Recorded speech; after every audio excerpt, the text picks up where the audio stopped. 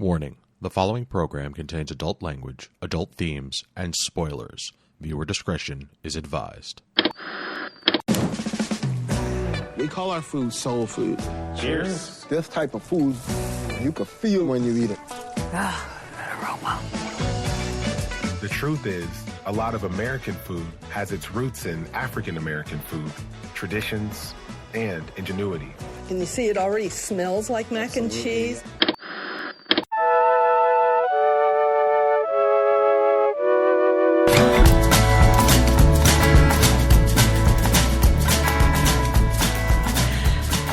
Good evening and welcome to this week's episode of This Week's Episode. I'm your host this week, Karen Randazzo, and with me as always is a fisherman from a floating village, Kris Randazzo. I bless the rains down in Africa.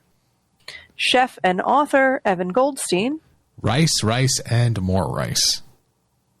And cultural historian, Angie Fernand. Awanu Kaka. This is episode 274 for the week of February 28th, 2024.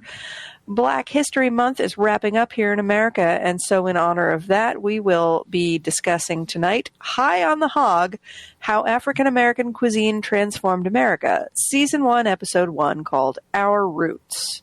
But before we get to that, here's your weekly reminder that you can get in touch with us at mail@geekade.com. Tell us your favorite kind of food and how it factors into a TV show that you like, or tell us anything else you want to tell us about for that matter. Just make sure you put this week's episode in the subject line. We always want to hear from you, the listener. So, hey guys, how's it going? Hey. Hey. That was real enthusiastic. Everybody having a good week, a good month. Yeah. We're getting by. I will say, in the spirit of food and celebrating community, I'm pretty pumped about the fact that at my job I got to facilitate a food drive that ended up resulting in over 200 students getting snack packs with little mini Valentines in them through one of the nonprofits that I work with. So that was pretty epic. Good job. Thank you. So that was fun. And then I did save this because I was excited to share with y'all, but I actually I got to do a thing this month professionally where I applied for a leadership program, and I'll find out next month if I get in. Well, I guess next week. So right before the start of the month of March, I will find out if I got in. And it's a women's specific leadership program. So wish me luck. Good luck. I wish you the most luck. I think that's awesome, and I think you deserve to get it. Thank you. Well, hopefully they think that too. Even though it's very interesting, Evan was questioning this because you have to apply to get in, and it's a paid program, and then they interview you. So it is like a super curated, we don't want just anybody. So if I get rejected, it will probably destroy me. Hold on a minute. Mm-hmm. I just did the math. This is the group that said you were a woman to watch. Yeah. And you still had to apply. Yeah. Wow. And I've been through their mentorship program, and I've attended numerous things. So the program is called Wilma Leadership Institute, I believe that's right. Close enough. There's Leadership Wilmington and the Wilma Leadership Institute, so sometimes I get confused. But Wilma, it's amazing because it's literally Wilma is all about, it's a women's owned or women's operated and women's centric publication. And that was a thing that, yes, 2 years ago I was nominated in the arts category in our area, and I made it to the finalists, which was pretty cool because it's 300 people and it gets narrowed down to 30, 35, I think it is. So you get tons of nominations. That. Yeah, so it's cool because that really kind of pushed me into getting involved in Wilma stuff, and I've sort of stuck with it ever since, and it's been life-changing. Really, truly, I can't say enough good about how much I've loved working with Wilma, to the point where now, because of the leadership skills that I feel I've developed and the relationships I've been developing in my community, I am leading, you guys might have seen this thing called empowerment that we're doing. and like I'm empower her. Yeah, I'm leading all of the marketing efforts and design, and then I'm assisting with like actually facilitating. I got to nominate some of the speakers. So my previous coworker, who recently moved on to bigger, better things, and is one of my favorite people I've ever met. She's going to be a speaker, and I'm so freaking proud of her because she went through this program and pushed me to apply for Wilma. So, like, there's just so much good that's coming out of all this, and so many, like, good vibes, great experiences. Like, I'm really thankful for this, and I'm pretty pumped. And since we're going into, you know, next month is Women's Month, so next month, hopefully, I'll have some cool women-centric stuff to celebrate. But, I'm so proud of you. Thanks. That's my girl. I wanted to share good vibes, like, actually on the podcast, because I feel like we always, like, chit-chat and catch up right beforehand, and then I'm just like, yeah, whatever, fuck everything, I'm mad, my job sucks. But, like, there's cool stuff, too. There is cool stuff. Yeah. I got to do a cool thing this past weekend, too. I, on advice from professionals, I reached out and found a local artist meetup in my area. Yeah, you did. I saw that post. And I mean, it really wasn't that big a thing. I think there were like 7 or 8 people. Yeah, that's a lot. There. That's a lot for artists. I mean, especially in February when there was the threat of snow. Actually, it did snow the night before, but it just didn't stick to anything paved. So it was pretty cool. It was, you know, sponsored by this local organization, South Jersey Cultural Alliance, and it was just intended for, like, artists to get together, kind of form a network, talk about challenges that we face, and what community means to us, and how we can kind of build the community and use and share its resources. And I mean, dudes, I make cross stitches with, like, swear words on them. I do not consider myself a serious artist most of the time. But the more I, you know, open myself up to that possibility, the more I kind of realize, okay, but I'm doing more than just effing around here, and I'm doing something not everybody can do. And every time I apply for any event, people are like, wow, we've never seen anybody do what you do. So, you know, it is something special. And even though I don't really necessarily connect with any of the other artists, it was just nice to be among like-minded people. And I got to talk a lot to the arts admin of the group who organized it. And we talked a lot about a lot of ideas for things that they could be doing to serve the artist community. Heck yeah. That was pretty fun and cool and inspiring. Awesome. So happy for you. All the good nerdy vibes. Woo. And then I asked Angie before the podcast if she was a Swiftie, and she said yes.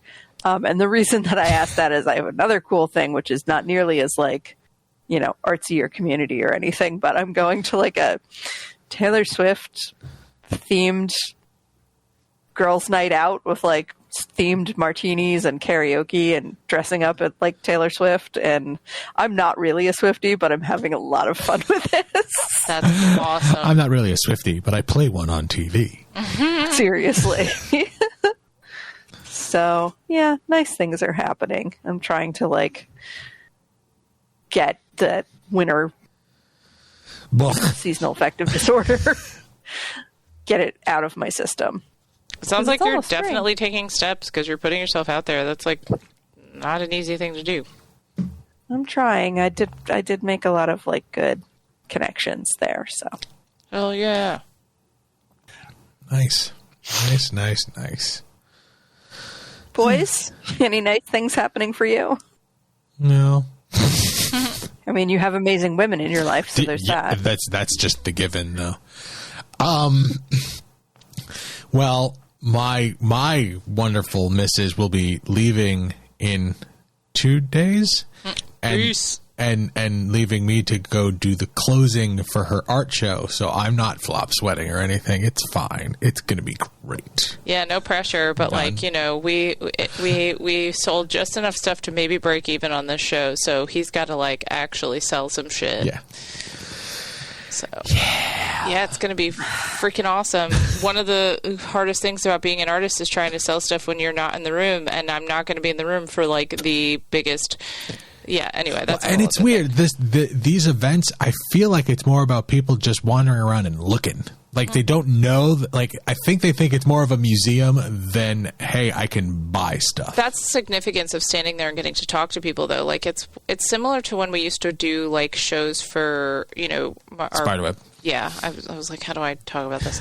And like we did pop-up art galleries for a business where they had several $1,000 paintings on display, and you have people that come in and they kind of wander around. They treat it like a museum, and then you start a conversation. And we had talked about the fact that I didn't really get to do that at the opening for this show because so many people came out to show their support, which was amazing. But at the same time, you realize like, crap, you're running around trying to thank all your friends. You don't get to talk to. Thank you for your interest in Lowe's. What? Sorry. Thank you for our interest in Lowe's. Okay. That was just a random tab that was open on my computer that I was like, oh, I need to close this. Good job, honey. Oopsie. You're just causing chaos. Chows. Jesus, I thought the internet was shutting me down. It was like, you've spoken enough about this. Get away, plebeian. No, I apologize. Please continue.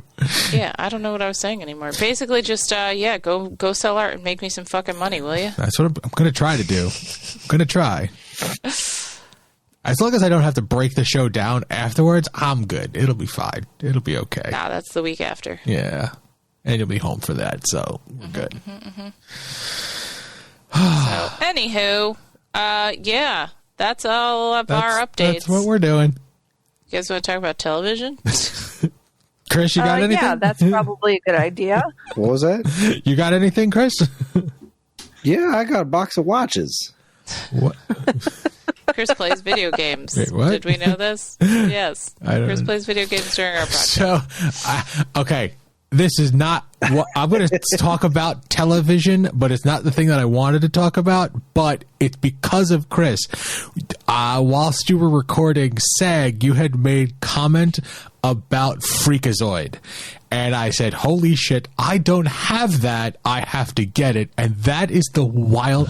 I forgot how fucking wild that show was. Yeah, that show was bonkers. That's one of those shows you watch and you just can't believe it. You can't believe it's like Animaniacs on crack. And if you read interviews with the people who made it, they can't believe it made it onto the air either. Yeah, highly recommend. But absolutely wonderful. No, I got a box of watches. So this project I've been working on, I did a bunch of it last year where I was doing a complete history of The Legend of Zelda, and like a fucking moron, I decided, it'll be even easier than that, making a Super Mario one, which, is not easier at all. And that's, in fact, I was specifically not going to do that one, even though I really wanted to, because I knew it was going to be really difficult. And I just kind of stopped putting a deadline on myself, so I'm not killing myself over it like I was the Zelda one. Because this is a considerably more complex project. The scripting of it is particularly difficult because I'm trying to weave it into an interesting narrative while giving enough information and context that it makes sense and I'm hitting all the important points, but also not over info dumping on everyone, which is something that I feel I do on a daily basis. But the history of the Super Mario franchise is really complicated at the top, because we're talking about like this game came out in Japan and then a year and a half later came out in America, and then these things happened in between. So I'm trying to figure out exactly. I'm trying to tell the story right now. I'm around Super Mario Brothers 3, which I'm really excited about. Super Mario Brothers 3 because I get to talk about the Wizard, which is one of my favorite movies. And but that was how like a lot of people in America found out about Super Mario 3. But Super Mario 3 was very, very casually mentioned in Nintendo Power. In the same issue, they announced the Game Boy and Super Mario Land. And all they were just, here's the name. And the Super Mario Brothers 3 one was like, and you can fly with a raccoon tail, because that game was actually already out in Japan where Mario Land wasn't. So I'm trying to tell this narrative of like, these games were both announced at this time. Mario 3 already happened in Japan when Mario 2, which isn't actually Mario 2, came out here in America. And I'm trying to make this interesting and make sense, which is a fun challenge. I don't want to come off like I'm bitching about it. I'm actually really, really excited to come up with something, because I'm happy with what I've come up with so far, and I'm confident that I'll be able to do it. But back to the watches. So as I'm covering all of these things, one of the strange little oddities that needs to be covered when talking about the complete history of Mario Brothers games is a series of watches by a company called Nelsonic. They made game watches, which were little wristwatches with LCD games built into them, and they had a Nintendo license for a while. And they are wholly original games. They're not takes on anything else. Like they're adaptations, sort of, but because of the nature of the games, you can't do Super Mario Brothers in a little dot, it's a screen by screen LCD thing. So it's like Game & Watch, isn't it? It's different. Well, it's like a Game & Watch, but it's simpler. Like the games are actually, the screens are tiny because they're on a freaking watch, and Nintendo didn't make them. They were just licensed out to Nelsonic. Okay. So they're entirely different. Like there's a Super Mario Brothers Game & Watch, but there's a Super Mario Brothers Game Watch, and those are two different things, which makes Google searching them wonderfully fun. So when I did this with Zelda, I have the Zelda Game Watch. I don't have any of the Mario Game Watches. There's 3 of them. There was one for Super Mario Brothers, then one for Super Mario Brothers 3, and one for Super Mario World. So I reached out to my boss, Stone Age Gamer, and I said, Andy, is there any chance I don't have these? Could you like buy me one so that I could make this video, and then I'll send it back to you and you can resell it? And he was like, sure, that sounds like fun. And then Andy, he didn't just get me those watches. He found a lot on eBay of like 15 of these things, and he dropped like $1,500 and sent me a box full of Nelsonic watches. And he's like, take all the footage you want and then send them back to me. Okay. So I got this box of watches, and I don't know anything about watch repair. I am not a watch guy. I don't really understand these things. They're digital watches, fortunately, but they were listed as in mint condition, and like abso-fucking-lutely not. Like, no way. At least 2 of the watches definitely don't work. Maybe a third, or it's either that or I just can't figure it out. It's an FM radio watch, which is pretty neat. It's a wristwatch, and it's got a couple of dials on the watch and a headphone jack. And you would plug a set of headphones into your watch and walk around with an FM radio on your wrist, which is pretty wild. That is wild. But like, yeah, I opened up one of them. I have a small screwdriver. I know like some basic electronics. I crack open the Super Mario World one, which I can't get to do anything. And like a piece of metal comes out of it that doesn't appear to belong to anything. And the battery was new, but underneath the battery was where the previous battery had exploded and corroded everywhere. I couldn't get it to work at all. I couldn't get to turn back on. And even when it was on, I couldn't get it to do anything. But that was a really fun experience. So I'm working on that. That's kind of the big ball of my week, other than being sick and getting over being sick and more dental problems and an adorable dog sleeping on my couch. And now back to you. Majestic feet, canines that you have at your home. They are majestic indeed. Yes, you've got watches and art shows and all kinds of fantastic things. But people, we have more important things to talk about, like what we've been watching on TV. Television. I'll start because I came across this show because I fell down a rabbit hole of. Okay, so it started with me finding the clip of the video of when Jess and Nick meet Prince in New Girl, and I sent that to Dan, and then that led me down this rabbit hole of Jake Johnson stuff, and there was a cartoon that he starred in called Hoops. This is one of the most vulgar fucking cartoons I have ever seen. It is a degenerate ex-basketball player who is now the coach at a high school, and the things that they say to children in this show would get most normal humans arrested. It is so inappropriate, but I laugh throughout, I don't know, a good 87 to 92% of it. That man can read the newspaper, and I will laugh at Jake. He is great. Did you watch the movie Self-Reliance, I think it's called? Not yet. I have it. I want to watch it.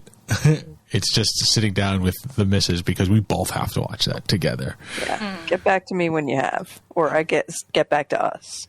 Is it worth the watch? It was a movie. Damn. It's not that it was bad. It was just very strange. Gotcha. That's all. Gotcha.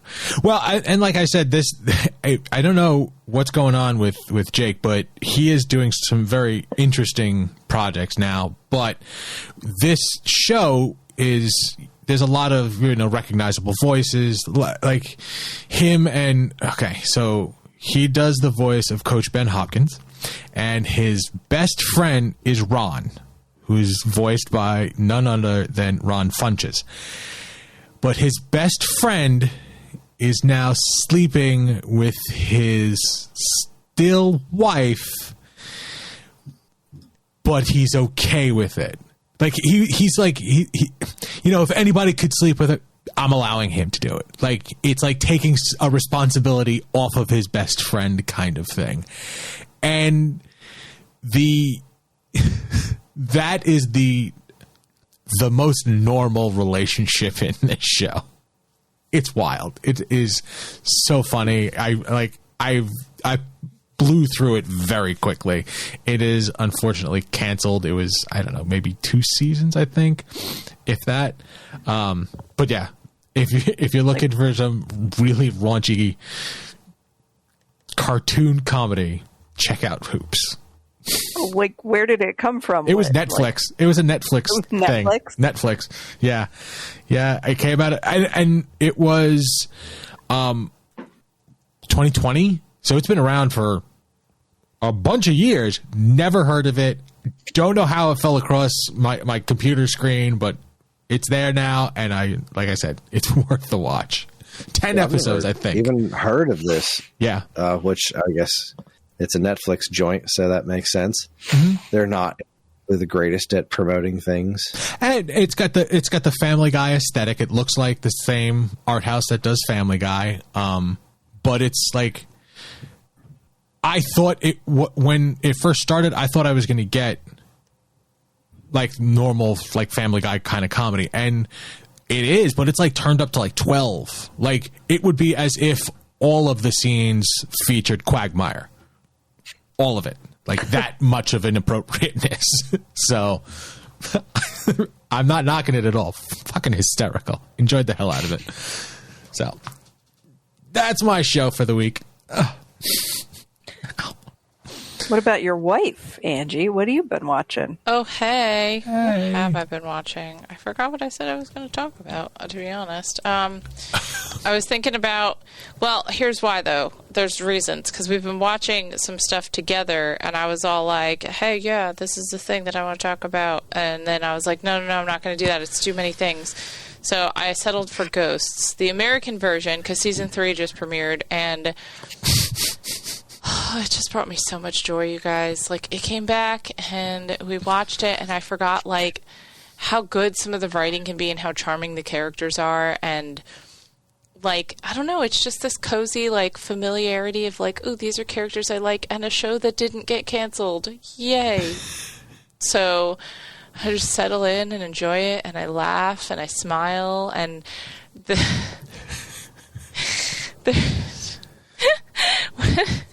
oh man, one of the characters, she is the, her name is Hetty.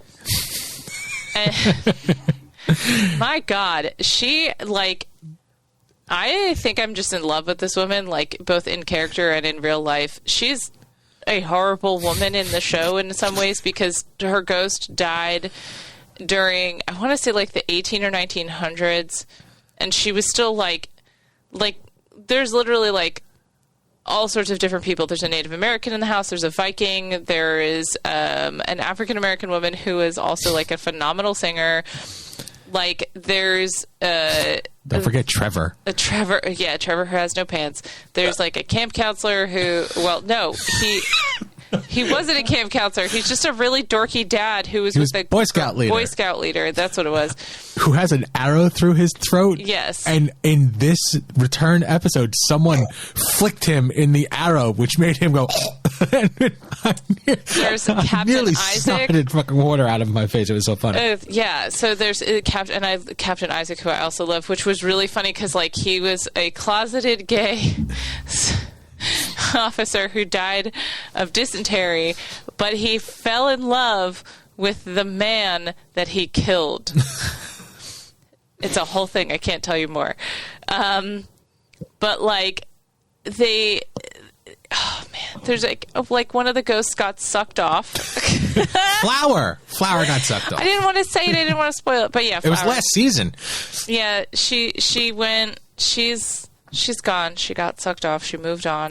I mean, we think that. We don't know, but they were like mourning. I really feel like there's a possibility she's going to show up in like episode 2. But yeah, so Hetty was like the owner of the house, and then yeah, she she was a woman of the Gilded Age. So that was the like 1800s, 1870s, late 1800s, I think. But yeah, so she basically just like, she's a horrible human being. She's kind of classist, kind of racist, kind of shitty at times, but then also like really endearing and just fucking inappropriate and funny, because like she'll say something and they'll straight call her out on it, and then she's like, shit. So it's like, I don't know, there's something about the fact that like there's a person who says and does something shitty, but everyone in the room calls them out on it and it's okay. And that just makes me feel like there's hope for humanity. And the way that like they have another, like the Native American character has been there for so long and he's so sassy. And I love the fact that he's sassy because like the nickname I guess for him would be, right? They call him Sass. But because his full name was like, it was a Lenni Lenape name, and it was, but they just call him Sass for short. And I was just like, yeah, Sass is sassy. He's sassy Sass. Like, I don't know. I just miss these characters, and it feels like coming home to old friends. So I'm glad that it's back. It was a very strong opening. I felt like at the end of the last season, there were a couple episodes that didn't get me the same way, that the show has in the past, but they went down a weird like storyline with the death of the lounge singer Alberta, with like figuring out Alberta's past, like because how she died, and they figured that out, and I was like, it wasn't as climactic as I wanted it to be. It was meh.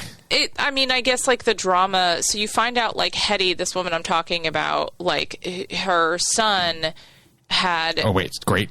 No, was it her son or her grandson or something like it was? No, it was her son. Really? Her son Thomas. Okay. Yeah, he's responsible for Alberta's murder.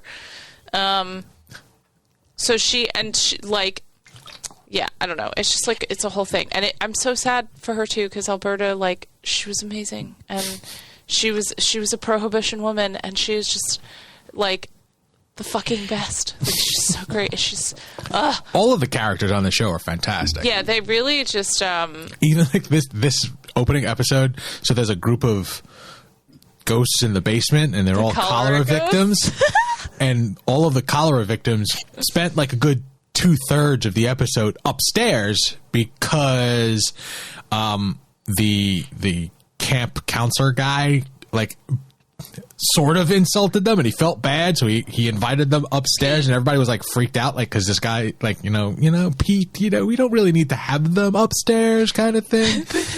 And he didn't want anybody to be upset with him. No, it's not just that he is terrified of conflict. Like, this is the one thing, Pete is like that pushover, like he's like the doormat character of the group, and like And he's adorable. Oh my God, but it was so funny because I was like, oh, I relate to this so hard. Like, he's like too polite. Oh, it's so great. Back in full force. I'm glad that it's great because I keep seeing ads for that, and it looks like the kind of thing that I would be interested in, but also like I can't tell because it's like a CBS comedy that's an import of a British show, and I'm like, there's a lot of ways that could have gone wrong. So, well, and I will say, like, I didn't go back and watch the British series, and I'm waiting. I'll probably wait till this show ends before I do that, just because, like, I don't want to sit there the whole time just making comparisons. But for what this is, like, the two main characters. My only gripe with this show is that the homeowners. Jay and Samantha. Yeah, no. I know that, but I don't know if you guys ever watched iZombie or knew that who the actress is. We love Rose McIver. Okay, so she is the female lead for the American version, which was the thing that really sold me on this. But I would say, like, sometimes they just don't appear to have a lot of chemistry as, like, a husband and wife. But I also feel like it kind of works with, like, just what's the word? Like, kind of the temperature of this show. Like, they're not they're not super intimate, but they care about each other. But it's just like a weird, I don't know. Sometimes I'm like, I don't believe you as a married couple. But I think overall, like, this show is really fun, and I love a lot of British comedy, so I'm sure that when I'm ready and I go back and watch it, it'll be great. But because I started with this, I want to, like, kind of stick with it until I get I did watch 2 episodes of the British version, and I stopped because the American version, it doesn't feel like there is a real, like, lead character. It's a real ensemble piece. In the British version, they had, like, there were as many, if not a few more ghosts, but there was a lot of tertiary things. Like they weren't as upfront as all of these characters are, and I do like the camaraderie of this group, and they do a real good job of giving everybody in the American version a little highlight, at least an episode or two. Like, we know why Trevor doesn't have pants on. Like, that went for a good season. We didn't know why, So I like the American version better. Yeah. At this juncture. So. We're invested in everybody's backstory. And I think the quality of the show is good too. Like, I really enjoyed it. And it's a good feel-good show. And for all the spooky ghost stuff we like to watch that's weird, creepy, and kind of messed up, this show is none of that. Nope. Not at all. What about you guys? The anti-supernatural. Yeah, kind of. Yeah. Which I'm also, of course, still watching. Constantly. It's like almost always on. No, it's not. I haven't been watching. Okay, hold on. Tangent. I am finally exploring the world of Sarah J. Maas. Okay? And what? That is the author of A Court of Thorns and Roses and Throne of Glass and Crescent City. Talking about books on a television podcast? I've been listening. Just give me a sec. It's going to be a show eventually. Exactly. Right? Ha! Suck it, nerd. It's out of her time.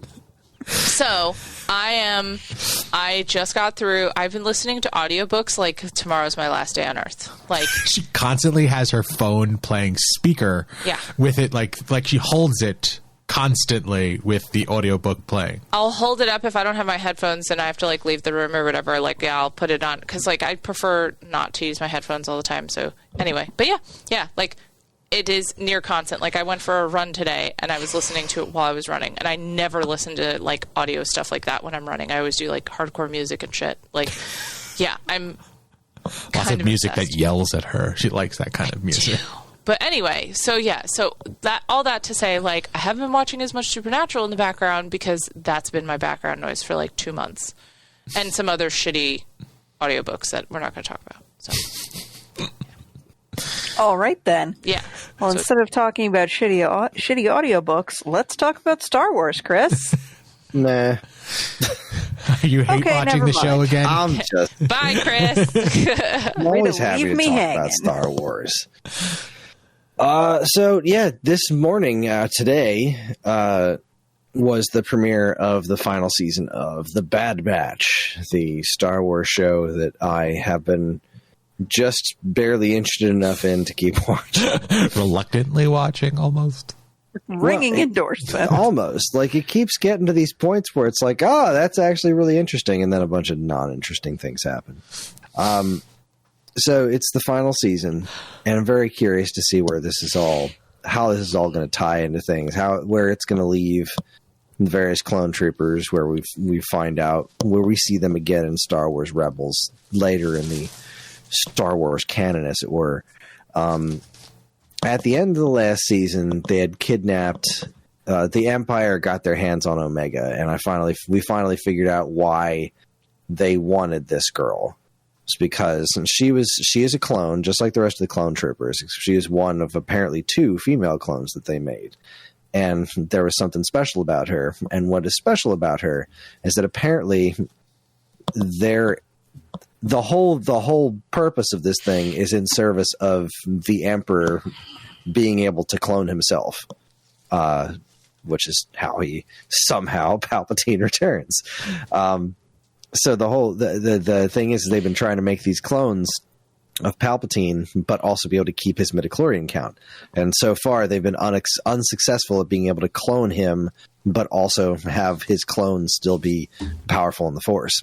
Well, apparently, they figured out how to make that work with this Omega character. And they've been trying to... the various characters have been trying to keep her from the Empire, trying to stop them from getting their hands on her because she deserves to have a childhood and live her life. The first episode was really interesting. The premiere was 3 episodes, and the middle episode was just kind of there. It seemed like more Clone Wars stuff that's just like, this is fine. This is Star Wars content. But sometimes when the show really fires on all cylinders, it gets super interesting. And that's what I would say the first and the third one were. At the end of the last season, the Empire had captured Omega and one of the other Bad Batch members, Crosshair, who he went along with Order 66 willingly. Like, it wasn't the chip in his head. He was just like, no, I believe in the Empire. This is what we're going to do. And then, like, that completely fell in on him, and now he's in jail because they kept trying to make him do considerably more and more worse things, especially worse things to other clones, and just how disposable they are to the Empire. So now he's in jail, and Omega wants to break him out. And the first episode was really, really quiet. It was super somber, pretty sad.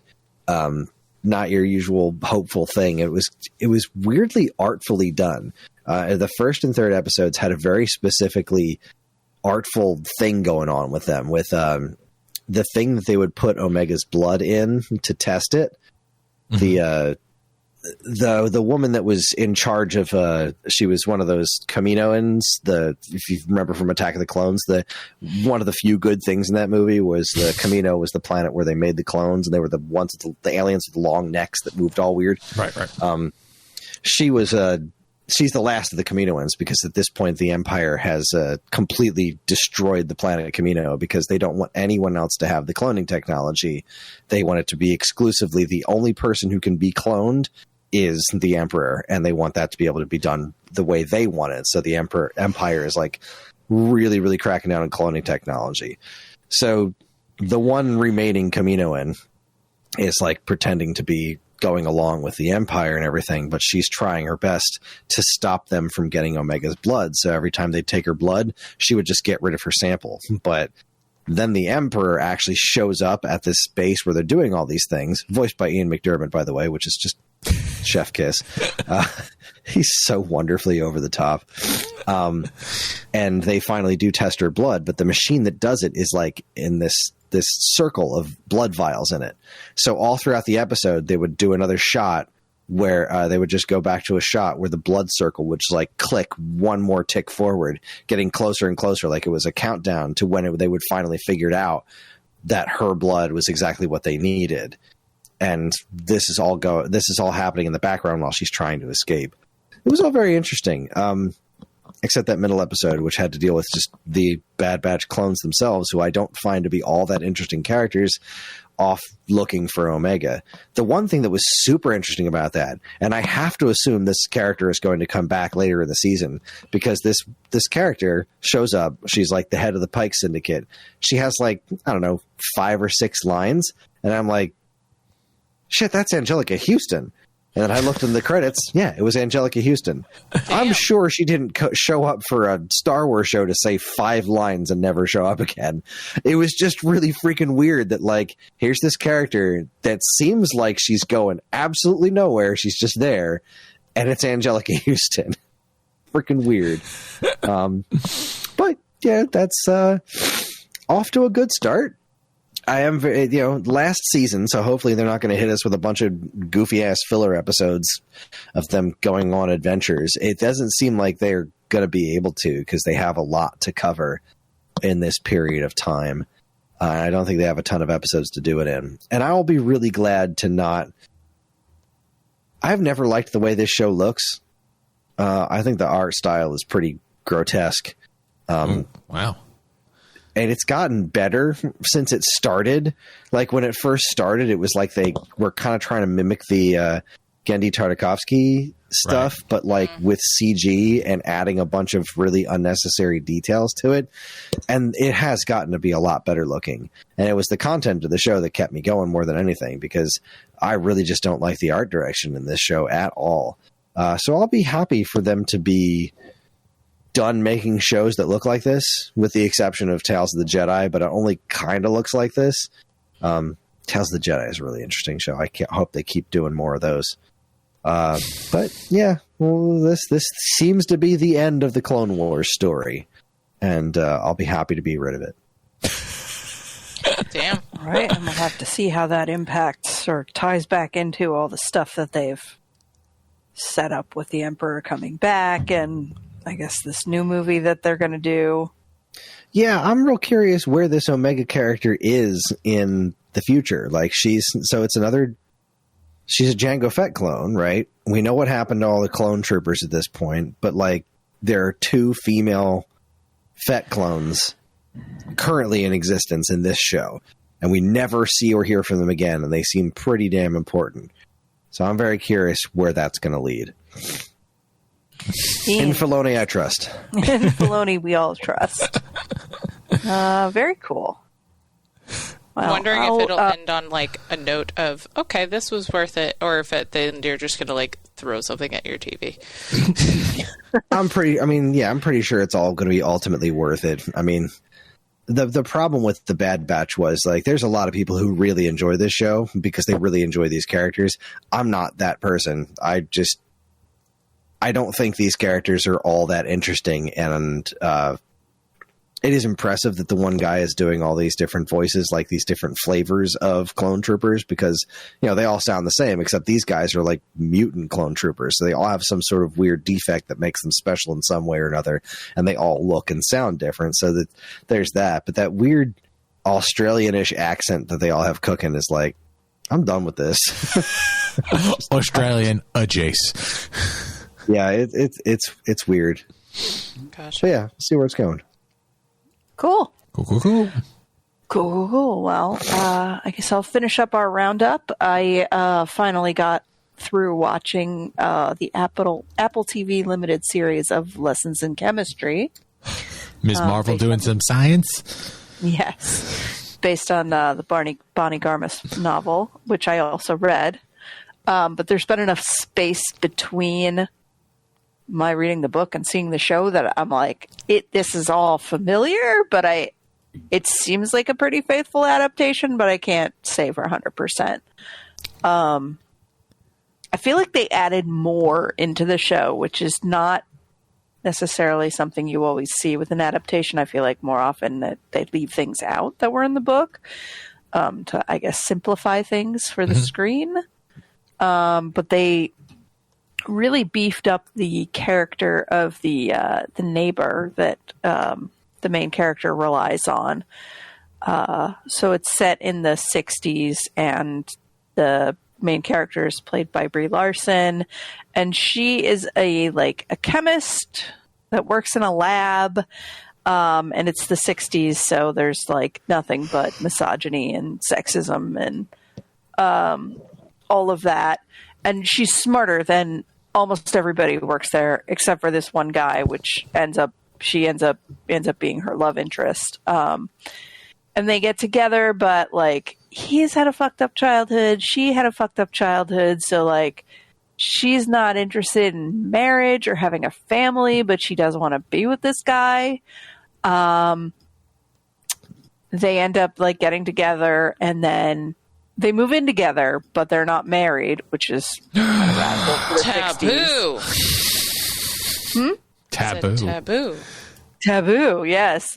And then, and this is kind of a spoiler, but it happens kind of early and affects most of the rest of the book. So he ends up dying suddenly. Jesus. H. Gasp. Dun, dun, dun. Fuck was my emotions. And she's pregnant. Oh. And so the rest of it, like the show starts out like kind of at the end of her story, which is that she went from being like this chemist in a lab to having a cooking TV show. Okay. And you kind of find out along the way, like, what led to all of this. And a lot of it was the circumstances of being a woman in the 60s, unmarried, having a child out of wedlock, losing her job because of that fucking bullshit. And then just happenstance, because of her, like, passion for her work, she keeps doing science, like, at home. She's doing science and she's still alive. Mm-hmm. You're welcome. And then she, has a chance meeting with somebody who works in television, who ends up having, deciding that she's perfect personality to do this TV show. And it's just one of those things that's like, it shouldn't work, but it does. I feel like it's a theme I've been seeing lately, because I've been also watching Julia, which is about Julia Child. And they're both having these themes of like being in the same time period of like the start of the women's lib movement and trying to make things better for women, and like there really being a hunger for that kind of thing in the community, but it getting shut down by shitty men.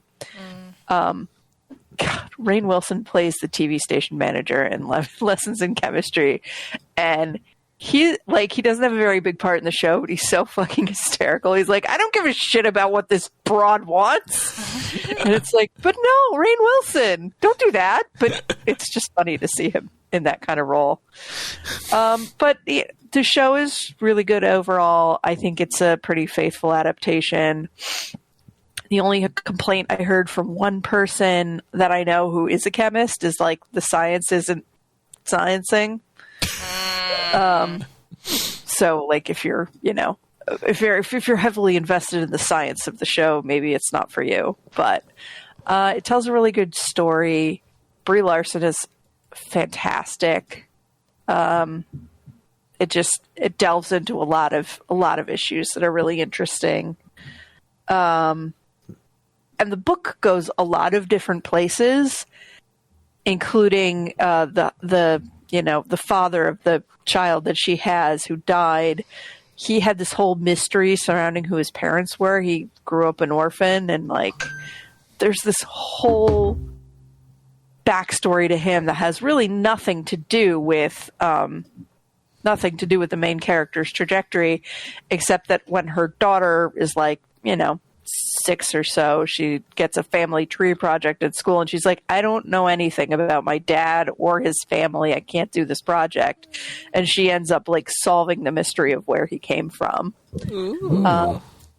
Yeah, there's a lot to it. It's really cool.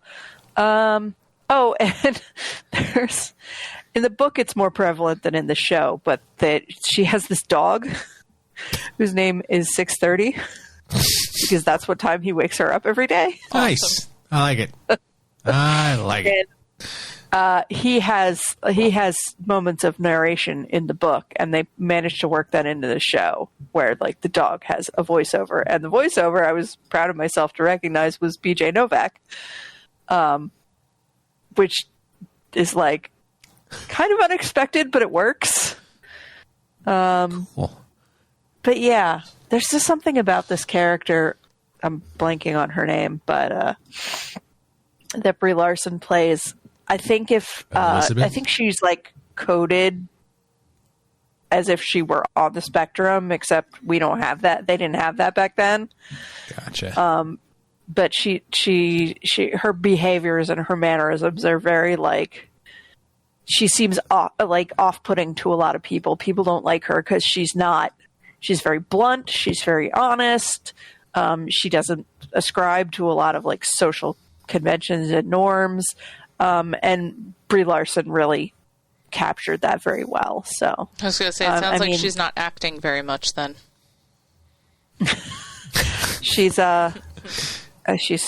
quite a talent. I think we all know. So yeah, I highly recommend it, especially if you read the book. But even if you haven't, I think you'll enjoy it. Awesome. I'm definitely curious to check that out because I've seen her in a couple other things, and for anyone who doesn't have context, that's just a joke because she doesn't interview well, and people say that she's mean. But I don't know her. I don't care. But I would like to see that role because she's pretty good at being bitchy in roles, but like not making you hate her while she's doing it. She's she's not bitchy. She's just like I don't know. She has no filter. Yes. Yeah. That does it. Well, all right. Well, hold before we take the break. I just wanted to mention because I just realized a bunch of shows just came back from their break. The Rookie is back, which is fantastic. That just started. A show that we like in this household, Not Dead Yet, is back, and we enjoy the hell out of that show. But big news that Jon Stewart has gone back on Mondays to the Daily Show. Daily Show. My mother is so happy. It is so good. He should run for president. Not do that show. Yes, it's phenomenal. And like I've watched a little bit of the guy that does the rest of the week because he only does Mondays. He is no Jon Stewart, but he's not bad. Okay. Well, Who, Jordan Klepper just did the rest of the first week. It's somebody else this week. Oh, is it? It's supposed to be rotating. Jon Stewart's always going to be doing Mondays, but it's going to be rotating other people doing. Wait, so what happened to Trevor Noah? He left. Trevor Noah, he retired from the show. I don't know, like a year or two ago. Okay, cool. I have no idea what's going on. Oh, he has a podcast now, and one of his first episodes was The Rock. Just saying. I may have listened to it. Yeah, he didn't really catch on the way that Comedy Central hoped that he would. Well, it was bad timing. It was Stewart, real bad timing. Was doing great on the problem with Jon Stewart, except that then he wanted to tackle AI and China, two things that Apple are really into. So that show stopped existing, and he's back on the Daily Show. All right. So wait, the problem with Jon Stewart is officially canned then? Oh yeah, it's gone. That sucks. I really liked that show. It was a great show. It was fucking phenomenal. And Jon Stewart doesn't really get to do the in-depth kind of stuff that he was doing on that show. Those interviews that he would do with people were just they were absolutely fantastic. And of course, him being back on the Daily Show, he's already like first episode was already like scrutinized by everybody who just completely fucking missed the point, thinking that he was both sidesing Biden and Trump when like he was comparing one specific thing that they both have in common is that they're both fucking too old for this shit. Yes. Like that's the whole point of the thing, and the takeaway from a lot of loud voices on the internet that people that I don't even typically agree with as blowhards. They're just like, these people are usually just fine by me. They're like, oh, this was very irresponsible to both sides, the two of them. Like, they're both equally bad. Like, that's not it. How is that your takeaway? You're just saying they're both equally old. What the fuck's wrong with you?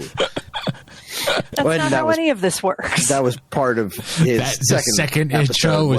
We watched that like before we went to bed last night. He's like, it was 20 minutes. It was the intro. It was one episode. Give a guy a break. And then he went into the whole Tucker Carlson thing, which he has fallen under scrutiny for again, because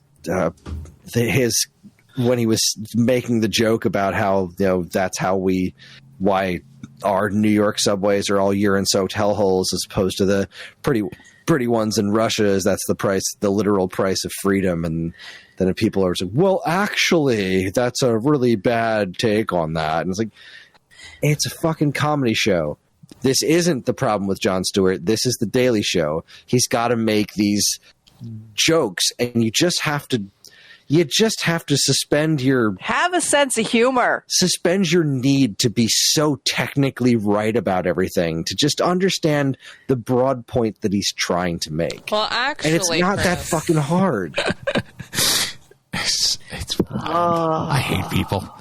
The internet is the worst thing that's ever happened to humanity, and I hope it goes away. No offense to this podcast. We'll just switch over to radio. It's never going to go away. It's like the one thing that's changed with, since Jon Stewart left the Daily Show and came back. The one thing that's changed is like the culture on the internet has just gotten so much worse. Yeah, it really has. And also you were talking about returning shows. Shout out to Resident Alien, which is that's back right. On Sci-Fi. That also came back. Yeah. Oh, I love it. Love it. Love me some Alan Tudyk. All right. Take a quick break, get a snack, get a drink, go pee, do what you got to do. We'll be right back.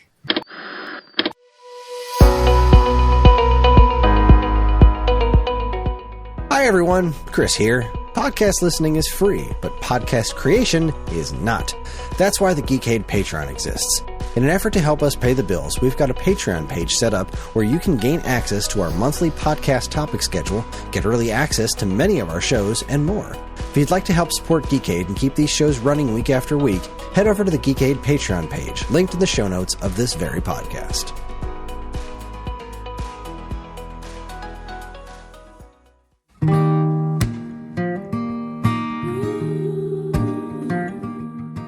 We are Safe at Home, the leading dog rescue in the heart of New Jersey. Are you searching for a loyal companion, a dog that will bring love and joy to your home? Look no further than Safe at Home. At Safe at Home, we believe in giving every dog a second chance.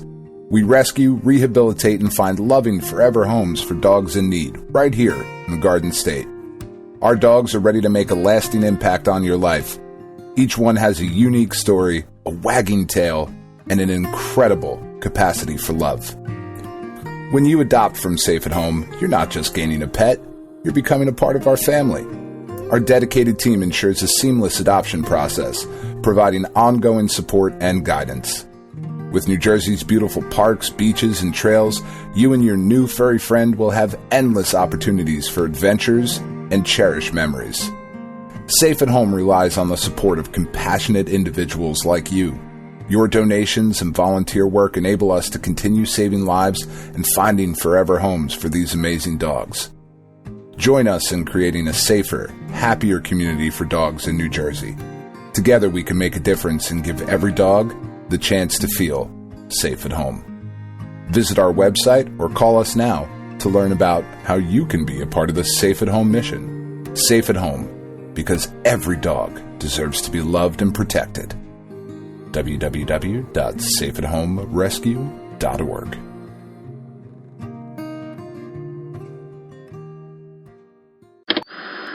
And we're back, and we're talking about High on the Hog.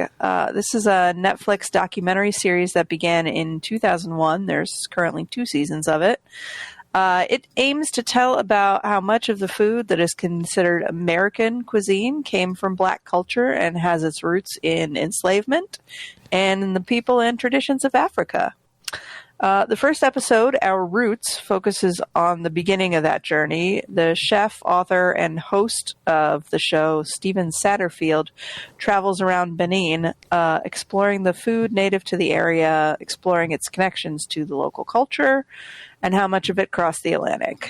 I chose this show on recommendation of a friend who is much more into documentaries than I am, but she seemed to think I would enjoy it. I do love a good food show.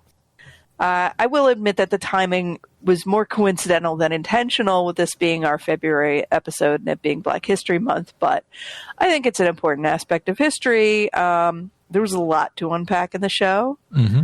And this is, of course, not our typical fare that we usually talk about on the show, but it was a television show, and sometimes TV teaches us things. So before we find out if my friend was right about whether I liked it, I want to know what everybody else thought. Karen, you said it was going to be a cooking show.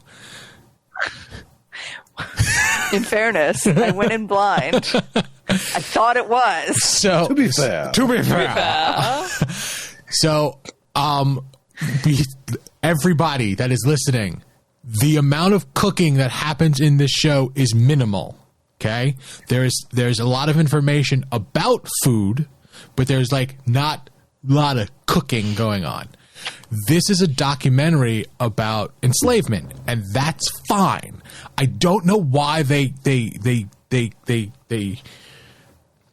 coded it with food. Like, I went in expecting something. And I'm like, this is the opposite of what. Like, I want to sit down and learn about cooking. This was not at all what I was expecting. However, if this had been just a single thing, I would agree with you that this is a documentary about enslavement. However, it's a documentary series, and I believe where they're heading with it in the future episodes is more in the direction of food, but that they had to start from this place of showing where the food came from to get to that point. Boy, did they start there. Yeah. I'm just going to let you know, I started watching the second episode, and I didn't get to finish it because I didn't have time, but there was a little bit more food, but there was still a lot of incorporating history. Okay. And I don't want anybody love this show, to be honest. That's not bad. I don't want anybody to think I think that's a bad thing. But it's not a cooking show. It's like, you thought it would be a cooking show. I wanted to, like, when they started talking about yams and sweet potatoes, I wanted them to make something with that because that thing looked ridiculous, and they didn't. They just... Well, they did. They actually had a lot of the stuff instead of preparing food. So I think this is the thing. They were tasting, not preparing. Right? So, like, he meets with multiple different people and then walks around like a market, goes to these villages, goes to these different restaurants. He is tasting alongside people who are preparing the food. And he is experiencing how they share their culture with him and welcoming him back in because he is an American going back to his West African roots. So I think that, like, I actually kind of appreciated that because I would have loved if there was an opportunity for him to, like, be alongside someone and learn a cooking technique or a recipe from somebody, but I didn't mind the way that it was done. But it really, I mean, I genuinely loved the first episode. I was completely enamored. I cried. I laughed. I took a shitload of notes. I was just learning as much as I could, and I was deeply moved by the storytelling. So, yeah, I have more things to say, but I'll let everybody else share their feelings. Chris? You alive, Chris? Did you die? Yeah, I'm alive. Are you hallucinating due to sleep deprivation? I'm a pilot. I'm good. I'm just getting my notes out.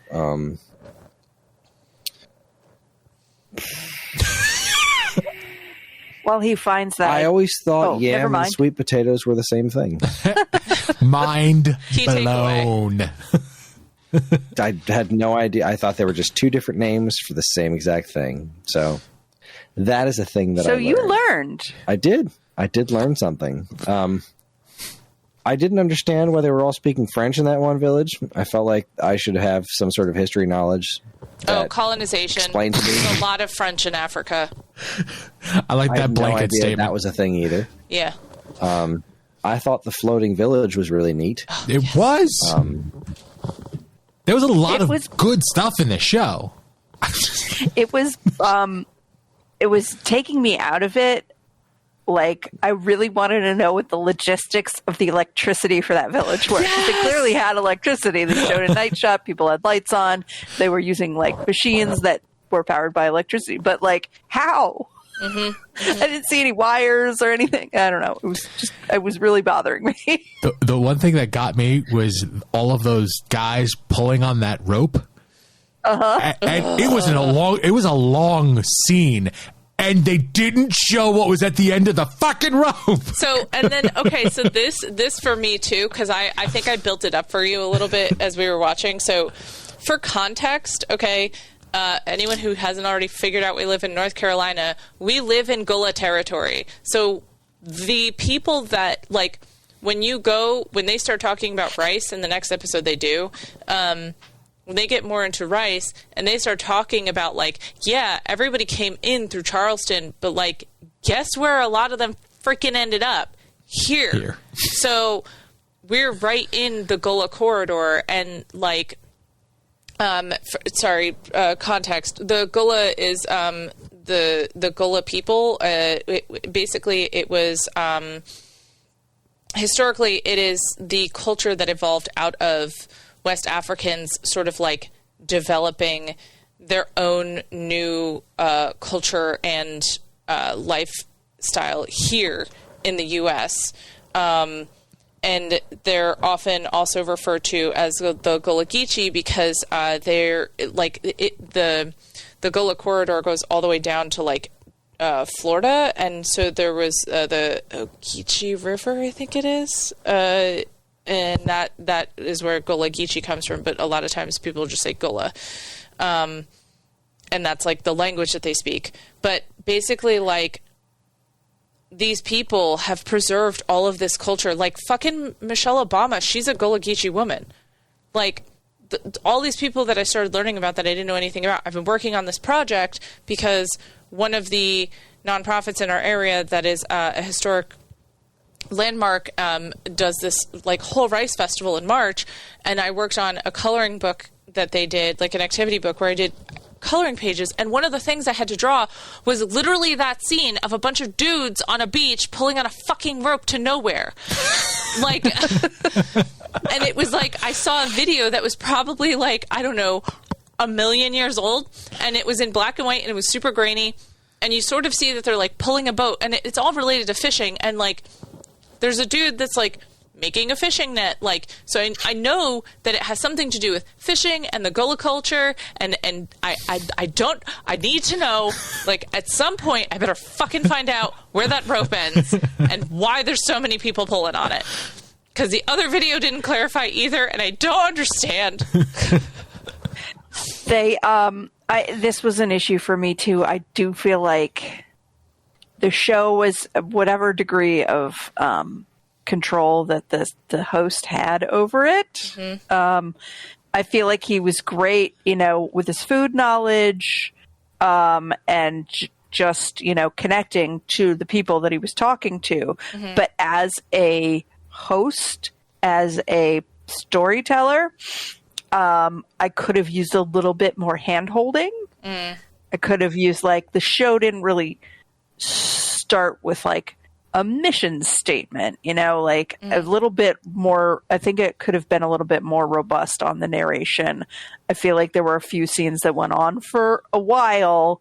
There were like shots of life in Africa, but we didn't know why. Like the scene in the church was the same. Like they went back later and explained that was a voodoo church and why they were including that aspect in the show. But Like, there were some scenes that went on and was like, why am I looking at this? I don't understand. Yeah, and he's relying on the people to give him, like, that's one of the things that I'm always like, it's a little sketch. Like, when he's talking to, like, local villagers, I'm kind of like, how much do you know? Like, Dr. J, yeah, she wrote the book that inspired him to do this show. Totally different. Clearly has, like, a shitload of knowledge. But when you're just, like, talking to a guy who owns a boat in a village and he's, like, telling you about his history, like, that is the history that they've passed down. A lot of it's probably oral history, but, like, I would like him... like, I'm hoping that when he's talking to people, like, I don't want to feel like I need to fact check anybody. You know what I mean? And so I know that he is talking to people that have deep roots.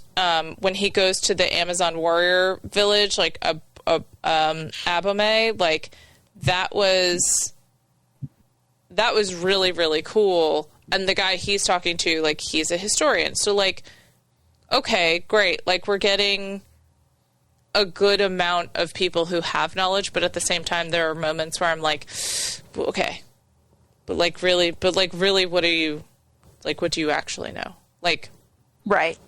Yeah. There was just some level of, like, knowing how to make this kind of show that was lacking on his part.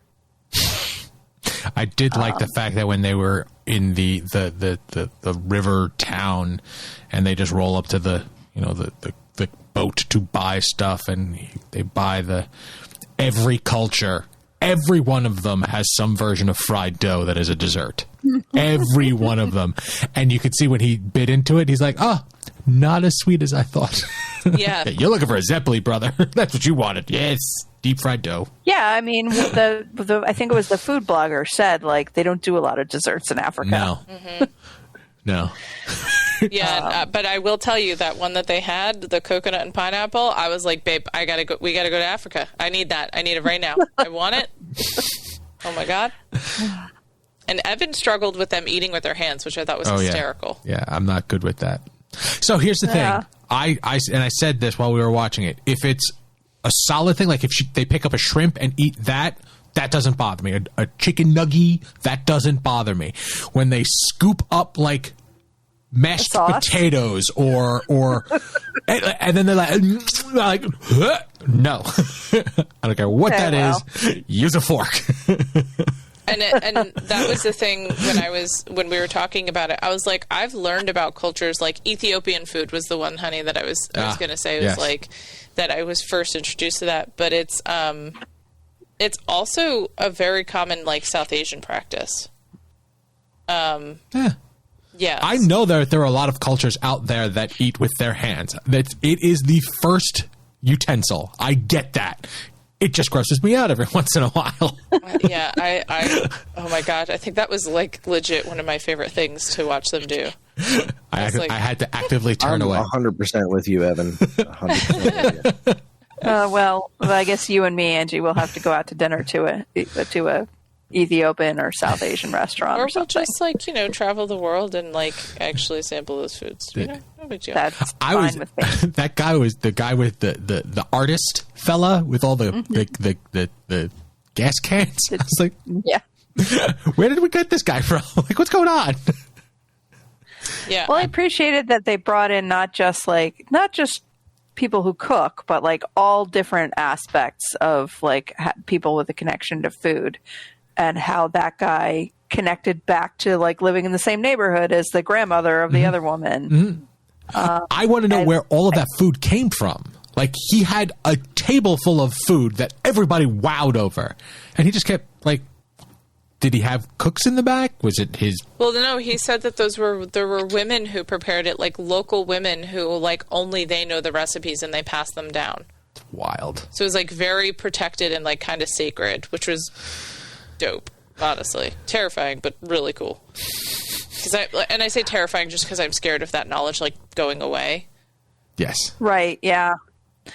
I really appreciated that they showed so many different environments too, like the street market, and then, like, the cafe that was kind of like just a hole in the wall, and then the really fancy restaurant, and then the fishing village, and then like just a regular town. Like, I feel like a lot of Americans probably have a certain idea of what life is like in Africa, and it's, I think, good to show that like some parts of Africa probably match what they're thinking about, but there's like plenty of all kinds of different lifestyles there. So shedding some light on that was good. I'm with you about Dr. J. Like, I really appreciated her insight into everything. Her kind of hand holding of the host along the way. Yeah. Especially during that breakdown at the end. Some heavy grandma vibes right there. Oh my God. Yeah, when she like walks him out and she's like, walk tall. And I was like, I'm trying. I'm not even there. And then like, I mean, obviously I don't think any of us have that in our ancestry, but I can't imagine what it's like for a Black person to watch that. And see someone experiencing that kind of powerful emotion. Oh, it's going to make me connected cry again. to that awful aspect of his history.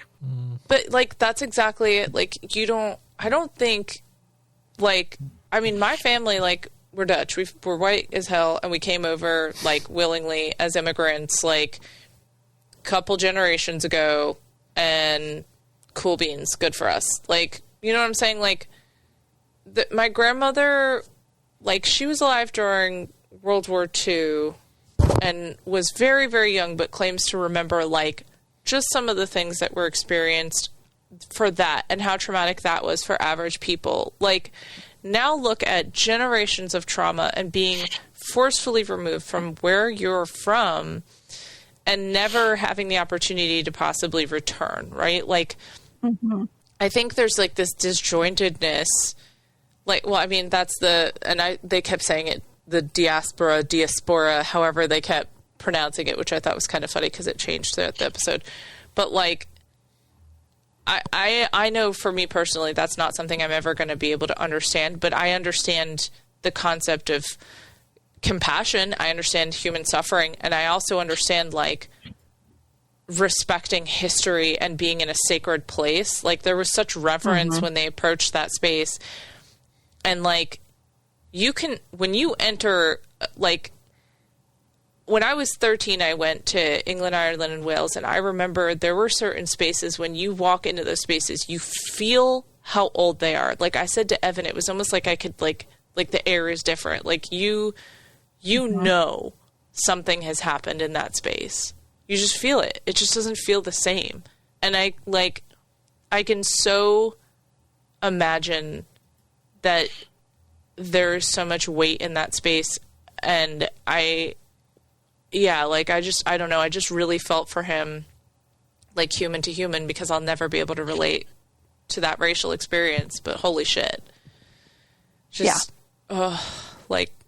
It was incredible. But, and I love that they used food to share. I mean, we all love food, right? But to share like those connections. And then when when they're all sitting around and they're eating at that table, and then he keeps going, well, yeah, you and your culture. And he goes, no, us, our culture. And you see it like hit him in the face. Like it like really, and it's like, yeah, man, like that is culture. Like that is a thing that you have, and you get to take that back now.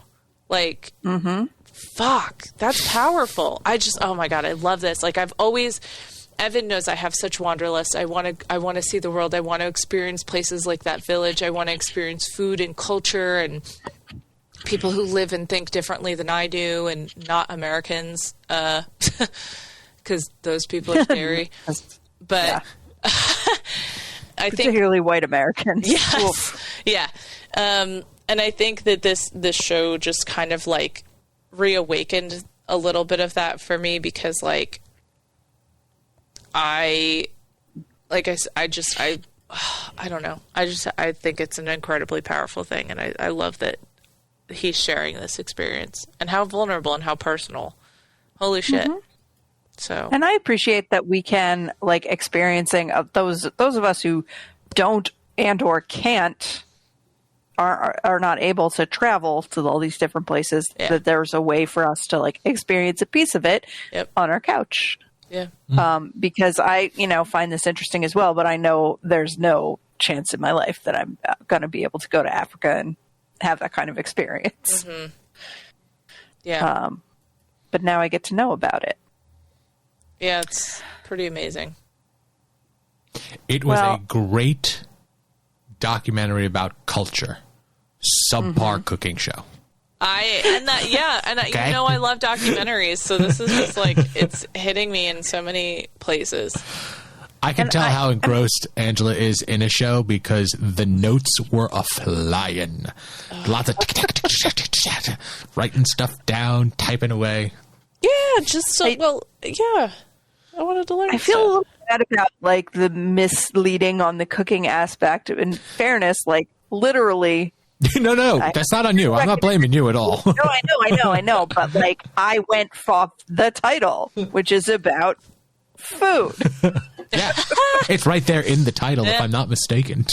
And it wasn't not about food.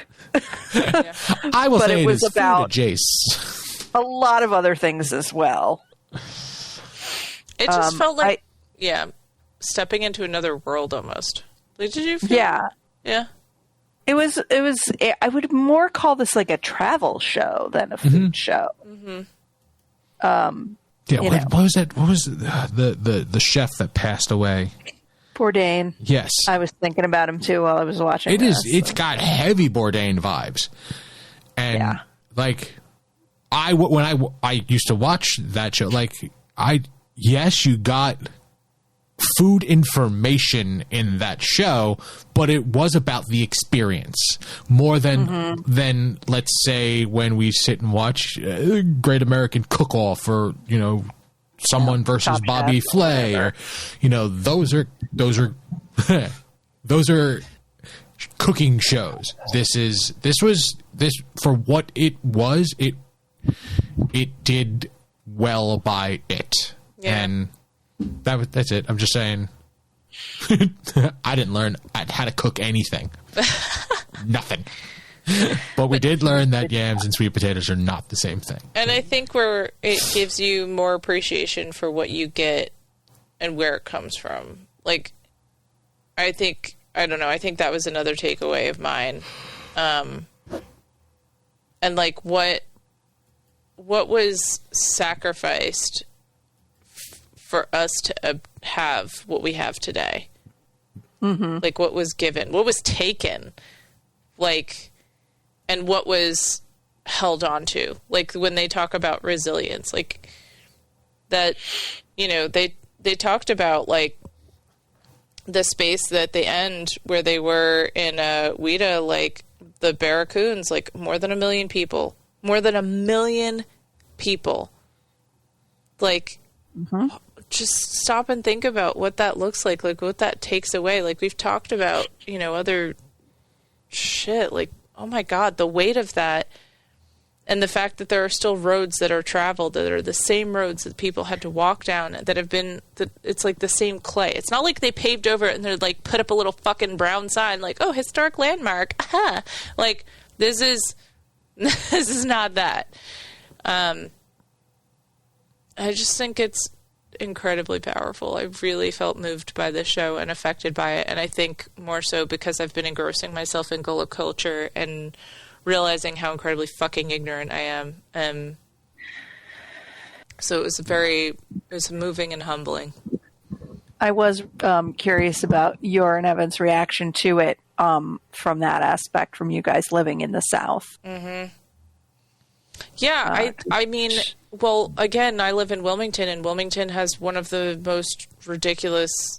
I mean, we had the coup. We had the 1898 coup. Like, they literally chased out all of the black people in Wilmington and wanted... Like, there's a quote about, like, make the rivers run red with their blood. Like, I mean, it was incredibly horrible and violent and devastating, and it displaced so many people, and for what? Like, and I do find that this is something I've asked people around me. Like, I want to be more open to receiving this kind of knowledge and history and information, and I want to be a better ally.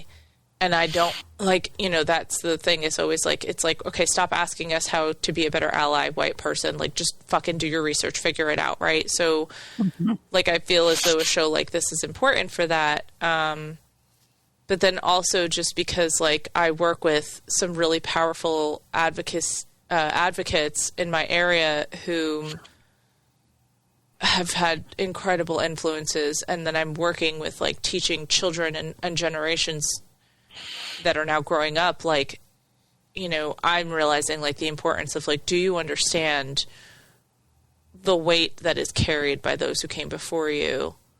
And just, I mean, yeah, it's different. It's really different. And to know, like the ignorance, again, like, as a person growing up in the North, I was like, yeah, the South, cotton. Like, nah, man, rice. Holy shit. That was the crop. Like, to the point where, and they even said it in the second episode, and I thought it was cool that they mentioned it, because that was one of the fun, I'm going to say fun with very big air quotes, facts that I learned, was that, like, the land was so scarred from rice fields being developed here as part of the plantations that, like, you can see it from space. Oh boy. Yeah. Like, we moved this landscape, like, one of the guys says, like, they moved more soil to make rice plantations in America than they did to build pyramids in Egypt. So, like, holy shit. Yeah.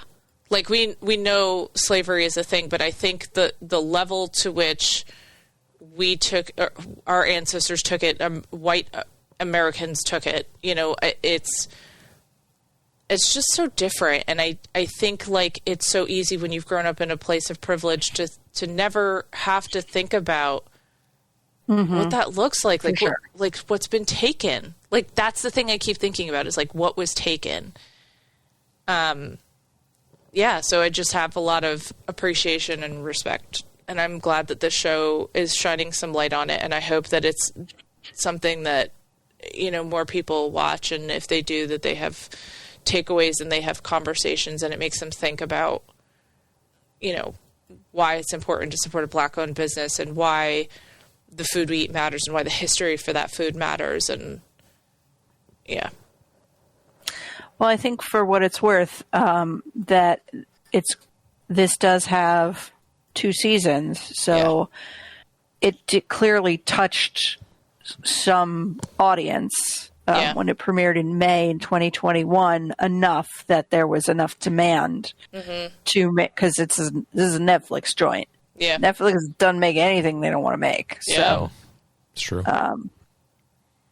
So the fact that there was a demand for a second season, and I don't know if there will be any more of that, but I will say I am relieved to hear a positive response from this selection, because on this podcast we have talked about all different kinds of television, but this is definitely not our normal fare of, like, educational, really deep, really somber and serious. But like I think it's good to have TV teach us things. I loved this so much. I really did. So, yeah, thank you for listening to me ramble about it. I just felt it awakened something in me, and I feel very passionate. So, oh, that makes me happy. Anybody have anything else to add? Nope. All right. Well, not anything of value.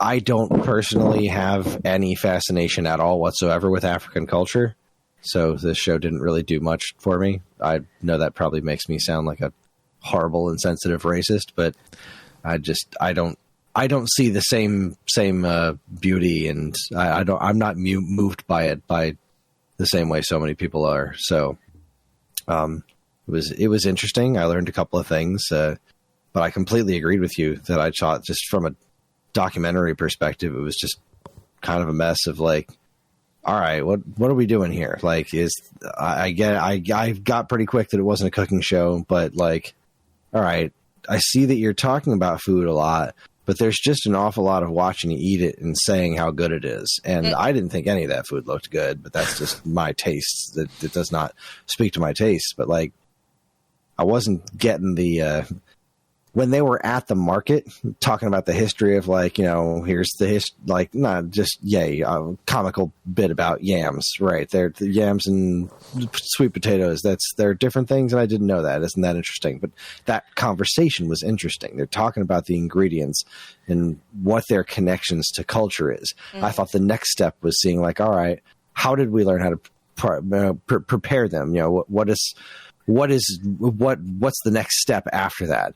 And it was just a whole lot of like telling and not showing, or like, our ancestors were so innovative. I'm not going to show you any of that. I'm just going to tell you they're so innovative. There's so much innovation and so much amazing stuff. You're not going to see a fucking dime of it, but we're going to talk about it like it's just the most amazing thing ever. Like, okay, well, show me. You had my interest, and then you crumpled it up and threw it in the garbage can. And I don't know. I was frustrated by the show. I didn't hate it by any stretch, but I just, that's my thing. It felt like it needed connective tissue.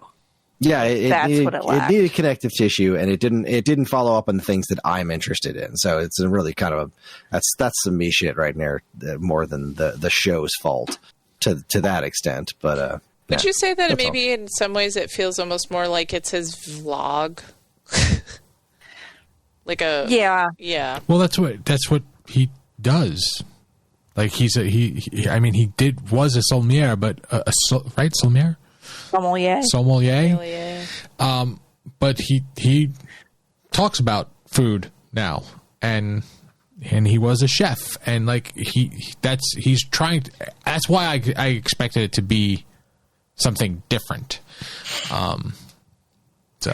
Well, I think, they talk about like people who own a business maybe aren't that good at running a business because, they have passion for whatever it is that their business does, but they don't have that business acumen. And I feel like that applies here to the show. Like, he has passion for the food and the culture and the storytelling, but he doesn't have the knowledge of making a TV show. And that's what's missing. Did anyone else think it was kind of weird that, like, he didn't write the book that this title came from? Okay. I feel like he was the person who thought that this should be a TV show and got the permission from the author of the book to make it a TV show and to have her involved to a degree, but that she was never going to, like, make the show herself. And so I maybe suffered a little bit in translation in that way as well. Yeah, because I'll say the least compelling part for me was actually him. Like everything that I was attaching to or latching onto is stuff that like inspired me because it helps inform other things I'm studying or learning about, right? Like it enriches that for me. So I'm thankful because, like, he's creating that. But I'm curious to see what's going to happen because I'm going to end up watching all of this now. Cool. I'm curious. I want to see if, like, I'm going to connect to him or the other people that he interviews in the same way, especially because that it ends up back in the States. So, like, yeah, I don't know. The second episode, I didn't get that far and I wasn't watching too much. So I wonder if it'll still entice me after the second episode, and I'll let you know. Well, either way, however you felt about it, I appreciate that you all gave it a chance and took the opportunity to watch it and give us all your thoughts about it. So that's all I have. Are you ready, Kris, with a spiel? This week's episode is not filmed before a live studio audience, but it is fueled by feedback from listeners like you, and you can get in touch with us in a multitude of ways.